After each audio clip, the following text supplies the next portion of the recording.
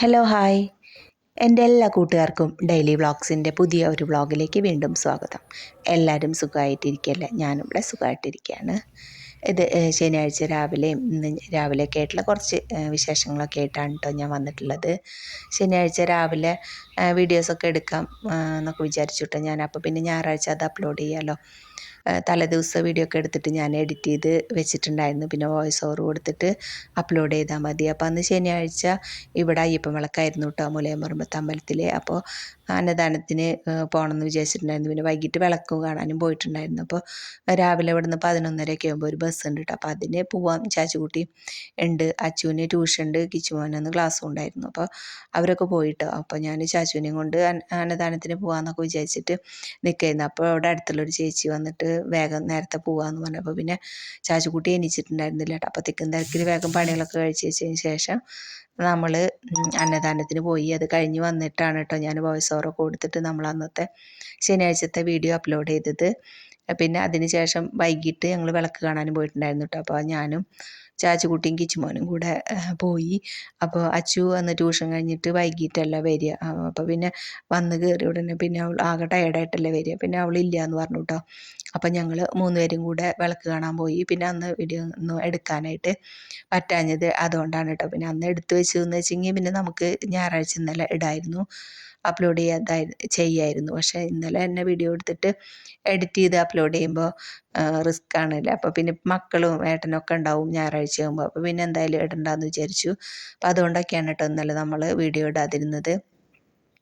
അപ്പോൾ ശനിയാഴ്ച ഞാൻ സോയാബീൻ ഇതേപോലെ ഫ്രൈ ചെയ്തെടുത്തു. വലിയ സോയാബീൻ ആയിരുന്നു കേട്ടോ. അപ്പോൾ അത് 4ആക്കി കട്ട് ചെയ്തിട്ട് തിളച്ച വെള്ളത്തിൽ ആദ്യം തന്നെ തിളച്ച വെള്ളത്തിലിട്ടു. പിന്നെ അത് ഒന്ന് ചൂടാറിയതിന് ശേഷം പിഴിഞ്ഞിട്ട് പിന്നെ 4ആക്കി കട്ട് ചെയ്തു.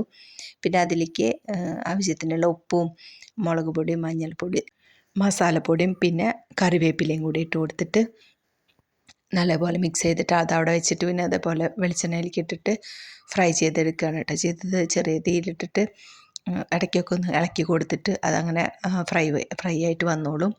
സവോളയൊക്കെ ഇട്ടിട്ട് റോസ്റ്റ് ചെയ്യണേക്കാട്ടിലും ഒന്നുകൂടി മക്കൾക്ക് ഇതാണ് കേട്ടോ ഇഷ്ടം.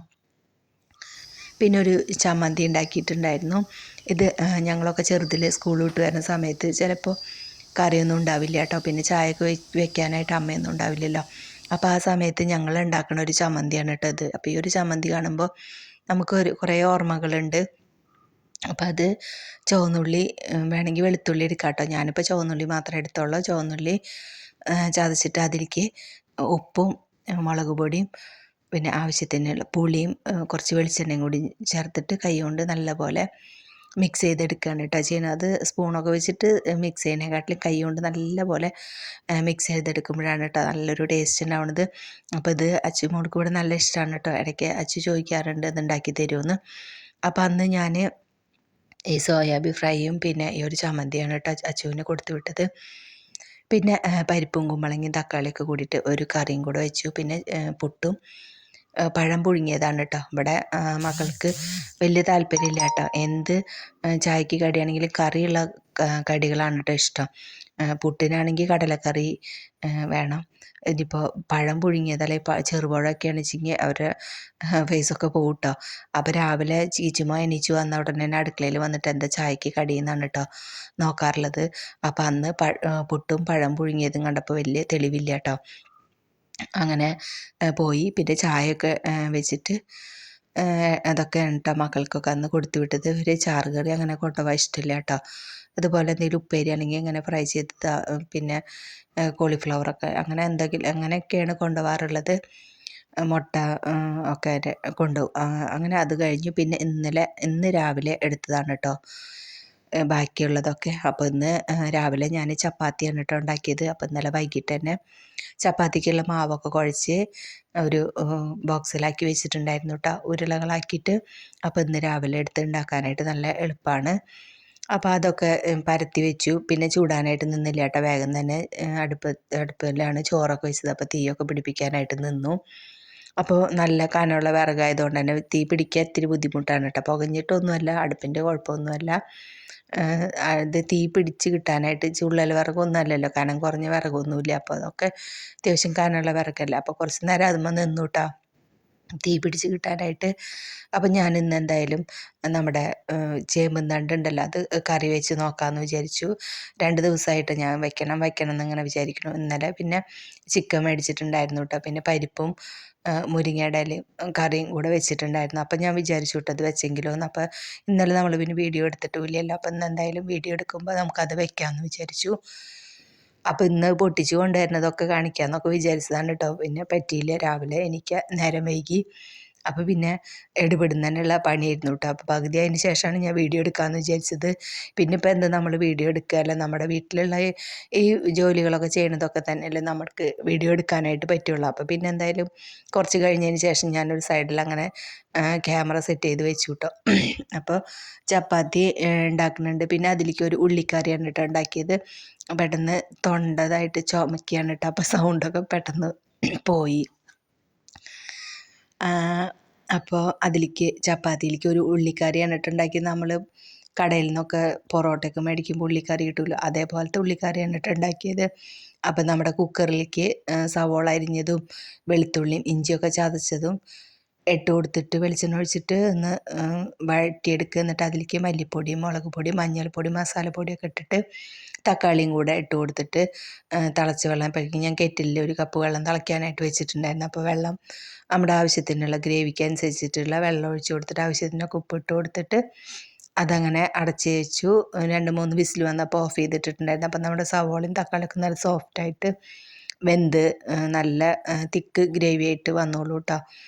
പിന്നെ ഞാൻ വിചാരിച്ചു നമ്മുടെ നാളികേരം അരച്ച് വെച്ചിട്ടുണ്ട്, ചേമ്പും തണ്ടും പിന്നെ പരിപ്പും കൂടി കറി വയ്ക്കുന്നുണ്ടല്ലോ, അതിലേക്കുള്ള നാളികേരം അരച്ച് വെച്ചിട്ടുണ്ട് കേട്ടോ. നല്ല പച്ച നാളികേരമാണല്ലോ. അപ്പം നമ്മുടെ ഇപ്പോൾ മിക്സിയിൽ നാളികേരം അരച്ചെടുത്തിട്ടുണ്ട് വെച്ചെങ്കിൽ നല്ല മയണൈസ് പോലെ ഉണ്ടാവും കേട്ടോ. അപ്പം ഞാൻ അതിൽ 2 ടീസ്പൂൺ എടുത്തിട്ട് നമ്മുടെ ഈ ഒരു ഉള്ളിക്കറിയിലേക്ക് ഇട്ട് കൊടുത്തു.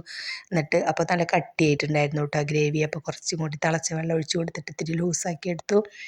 അപ്പോഴേക്കും മക്കളൊക്കെ ഓരോരുത്തരായിട്ട് ചപ്പാത്തിയും കറിയൊക്കെ എടുത്ത് കഴിക്കുന്നുണ്ടായിരുന്നു. പിന്നെ ചപ്പാത്തി ഞാൻ ലാസ്റ്റാണ് കേട്ടോ ചൂടാനായിട്ട് നിന്നത്. അപ്പോൾ അതാവുമ്പോൾ അവർ കഴിക്കുകയും ചെയ്യില്ല, കറി ആദ്യം ആക്കി വെച്ചാൽ. അപ്പോൾ കിച്ചുവിന് മുട്ട ഉണ്ടാക്കണം എന്ന് പറഞ്ഞിട്ട് അപ്പോൾ അടുപ്പ് ഒഴിഞ്ഞിട്ടില്ല കേട്ടോ. അപ്പോൾ അത് കലക്കി അവിടെ വെച്ചിട്ടുണ്ടായിരുന്നു. അപ്പം ഞാൻ അടുപ്പ് ഒഴിയുമ്പോൾ ഉണ്ടാക്കാമെന്ന് പറഞ്ഞിട്ട് അതങ്ങനെ വെച്ചു. അതിൻ്റെ ഇടയ്ക്ക് അച്ചുമോള് സവോളയൊക്കെ ഇട്ടിട്ട് അവൾക്കുള്ള മുട്ട ഉണ്ടാക്കി. പിന്നെ കഴിഞ്ഞ വീഡിയോയിൽ ഒരു കമൻറ്റ് കണ്ടു, എപ്പോഴും ഇങ്ങനെ പണിയെടുക്കുമ്പോൾ ബോറടിക്കില്ലേ എന്ന് ചോദിക്കുന്നുണ്ടായിരുന്നു. അപ്പോൾ നമുക്ക് മടുക്കില്ലേ എന്ന്. അപ്പോൾ മടുക്കൊന്നുമില്ല. എന്താണെന്ന് വെച്ചാൽ നമ്മൾക്ക് എന്തായാലും നമ്മളെ വീടൊക്കെ എപ്പോഴും വൃത്തിയായി കിടക്കണം, അല്ലെങ്കിൽ നമ്മൾക്ക് കറക്റ്റ് സമയത്ത് ഭക്ഷണമാവണം. മക്കൾക്ക് പോകുമ്പോഴും ഏട്ടന് പോകുമ്പോഴൊക്കെ ഭക്ഷണമൊക്കെ കൊടുത്തു വിടണം. പിന്നെ അതൊക്കെ കഴിഞ്ഞിട്ടുണ്ടെങ്കിൽ നമ്മുടെ വീടൊക്കെ വൃത്തിയാക്കിയിടുക, അതൊക്കെയല്ലേ നമുക്ക് ചെയ്യാൻ പറ്റുള്ളൂ. അപ്പം നമ്മളതൊക്കെ ചെയ്യുക. നമുക്കൊരു വീട് എന്ന് പറയുമ്പോൾ അതൊക്കെ ദൈവം തരുന്ന അനുഗ്രഹമാണ്. നമുക്ക് സ്വന്തമായിട്ടൊരു വീട്, അത് നമ്മൾ വൃത്തിയാക്കി സൂക്ഷിക്കുക എന്നുള്ളതാണ് നമ്മുടെ ഒരു കടമ. പിന്നെ നമ്മളിപ്പോൾ വേറെ ജോലിക്കൊന്നും പോകണില്ലല്ലോ. അപ്പോൾ പിന്നെ നമ്മുടെ വീടും ചുറ്റുഭാഗമൊക്കെ വൃത്തിയാക്കിയിടുക, മക്കളെ സ്കൂളിൽ പോകുമ്പോഴേക്കും നല്ല ഭക്ഷണമൊക്കെ ഉണ്ടാക്കി കൊടുത്തു വിടുക. അതൊക്കെ ചെയ്യുമ്പോഴല്ലേ നമുക്കൊരു സന്തോഷം. നമ്മൾ വെറുതെ ഇങ്ങനെ മടി പിടിച്ചിട്ടിരിക്കുമ്പോൾ അതിലൊരു സന്തോഷമൊന്നുമില്ലല്ലോ. അത് കുറച്ച് നേരം അങ്ങനെ ഇരിക്കുക എന്നല്ലാണ്ട് വേറെ പ്രയോജനമൊന്നുമില്ലല്ലോ. നമുക്ക് നമ്മുടെ വീട് പരിസരമൊക്കെ വൃത്തിയാക്കിയിട്ട്, അല്ലെങ്കിൽ പിന്നെ നമ്മുടെ വീട്ടിൽ എന്തെങ്കിലും കുക്കിങ്ങും കാര്യങ്ങളൊക്കെ ആയിട്ട് ചെയ്യുക എന്ന് പറയുമ്പോൾ അത് ചെയ്തത് ഉണ്ടാവുമല്ലോ. നമ്മൾ വെറുതെ ഇരുന്ന് മടി പിടിച്ചിരുന്ന് അതിപ്പോൾ ഒന്നും ഉണ്ടാവണില്ല, ഒരു ഉപകാരം ഇല്ലല്ലോ. അതുകൊണ്ട് അപ്പോൾ എന്തായാലും മടുക്കാറൊന്നുമില്ല കേട്ടോ. ഇല്ല എന്ന് പറഞ്ഞാലൊന്നും പറ്റില്ല, എന്നാലും മടുക്കാറും ഉണ്ട്, മടി പിടിക്കാറും ഒക്കെ ഉണ്ട്. പക്ഷെ നമ്മളത് ചെയ്യണം. ചില സമയത്ത് നമ്മൾക്ക് വയ്യാതൊക്കെ ഒരു നേരം ഇരുന്നുണ്ടെങ്കിൽ നമ്മുടെ വീടും പരിസരത്ത് പോലെ ഒന്നുമല്ല കേട്ടോ. അപ്പോൾ അത് നമ്മൾ ചിലപ്പോൾ ആകെ വൃത്തികേടായിട്ടൊക്കെ ഇങ്ങനെ കിടക്കും. അപ്പം ഞാൻ അത് നോക്കിയിട്ട് ഇനിയിപ്പോൾ ഇതൊക്കെ ചെയ്ത് തീർക്കണ്ടേ എന്ന് വിചാരിക്കാറുണ്ട് കേട്ടോ ചില സമയത്ത്. പക്ഷെ അങ്ങനെ നോക്കിയിരുന്ന് നമുക്കൊന്നും ചെയ്യാൻ തോന്നില്ല കേട്ടോ. അപ്പം ഞാൻ മക്കളൊക്കെ പോയതിന് ശേഷം കുക്കിങ്ങും പിന്നെ കിച്ചണിൽ അത്യാവശ്യം ക്ലീനിങ്ങൊക്കെ കഴിഞ്ഞതിന് ശേഷം ഫുള്ള് വീടൊക്കെ അടിച്ചു വാരിയിടും. പിന്നെ ബെഡ്ഷീറ്റൊക്കെ വിരിച്ചിടുക. പിന്നെ പുറത്തുള്ള പണികൾ ചെയ്യാനായിട്ട് നിൽക്കൂട്ടാ. ബാക്കിൽ മുറ്റാണ് രാവിലെ അടിക്കാറുള്ളത്. രാവിലെ പറയുമ്പോൾ മക്കളൊക്കെ പോയതിന് ശേഷം അടിച്ചു വാരിയിടും. വൈകിട്ടാണ് കേട്ടോ ചുറ്റുഭാഗം അടിക്കാറുള്ളൂ. ഫ്രണ്ടിലൊന്നും തീരെ, ഞാൻ പറയാറുണ്ടല്ലോ, കരടുകളൊന്നും ആവാറില്ല കേട്ടോ, ഇലകളൊന്നും വീഴാറില്ല. ബാക്കിലാണ് ആകെ ഉണ്ടാവാറുള്ളൂ. അപ്പോൾ ഞാൻ ബാക്കൊക്കെ വൃത്തിയാക്കിയതിന് ശേഷം പിന്നെ അലക്കാനും തുടയ്ക്കാനും ഒക്കെ ആയിട്ട് നിൽക്കും. അപ്പോൾ അതുകൊണ്ട് ചെയ്ത് ലാസ്റ്റ് നമ്മൾ നമ്മുടെ വീടിൻ്റെ അകത്തേക്കാണെങ്കിലും നമ്മുടെ മുറ്റത്താണെങ്കിലും ഒക്കെ നോക്കുമ്പോൾ നമുക്കൊരു സന്തോഷം തന്നെ ഉണ്ടാവും കേട്ടോ. എനിക്കങ്ങനെയാണ്. അപ്പോൾ നമ്മുടെ പരിപ്പും ചേമ്പിൻ്റെ തണ്ടും പിന്നെ തക്കാളിയൊക്കെ ഇട്ടിട്ടുള്ള കറി ആയിട്ടുണ്ടായിരുന്നു. അപ്പോൾ ഞാനത് ചേമ്പും തണ്ടും പരിപ്പും പിന്നെ തക്കാളിയും കൂടിയിട്ട് വേവിക്കുകയാണ് കേട്ടോ ചെയ്തത്. ഉപ്പ് മാത്രം ഇട്ടിട്ട് ആവശ്യത്തിനുള്ള വെള്ളം ഒരു 2 വിസിൽ വന്നപ്പോൾ അത് ഓഫ് ചെയ്തിട്ടു. പിന്നെ എയറൊക്കെ പോയതിന് ശേഷം അതിലേക്ക് മഞ്ഞൾപ്പൊടിയും മുളക് പൊടി ഇട്ടിട്ട് ഒന്ന് തളവരൂല പച്ചമണമൊക്കെ പോയതിന് ശേഷം അതിലേക്ക് നമ്മുടെ നാളികേരം അരച്ചത് ചേർത്ത് കൊടുത്തു.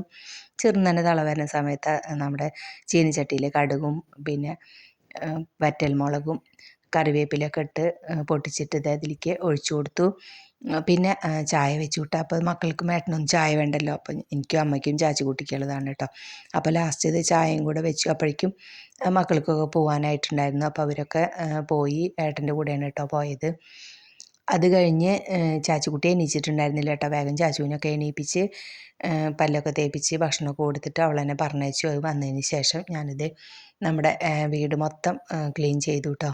അടിച്ചു വാരലും തുടയ്ക്കലും അലക്കലും ഒക്കെ ഉണ്ടായിരുന്നു. മുറ്റം അടിക്കലും പിന്നെ നമ്മുടെ വേപ്പിനും പിന്നെ ചെടികളൊക്കെ ഉണ്ടല്ലോ ബാക്കിൽ, അതിനൊക്കെ വെള്ളമൊക്കെ ഒഴിച്ചു കൊടുത്തു.